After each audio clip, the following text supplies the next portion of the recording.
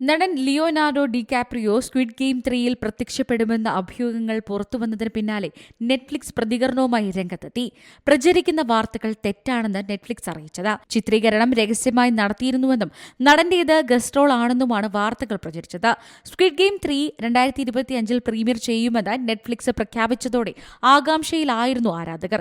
ഇതിനു പിന്നാലെയാണ് വ്യാജ വാർത്ത പുറത്തുവന്നത്. പ്രഖ്യാപനത്തിനൊപ്പം സീസൺ 3-യുടെ പ്രത്യേക ടീസറും പോസ്റ്ററും നെറ്റ്ഫ്ലിക്സ് പുറത്തുവിട്ടിരുന്നു.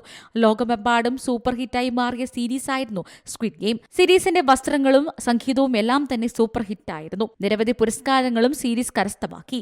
ഇന്ത്യ ഉൾപ്പെടെ 185 രാജ്യങ്ങളിലായാണ് സർവൈവൽ ഡ്രാമയായ സ്ക്വിഡ് ഗെയിം പോപ്പുലർ ലിസ്റ്റിൽ ഒന്നാമതെത്തിയത്.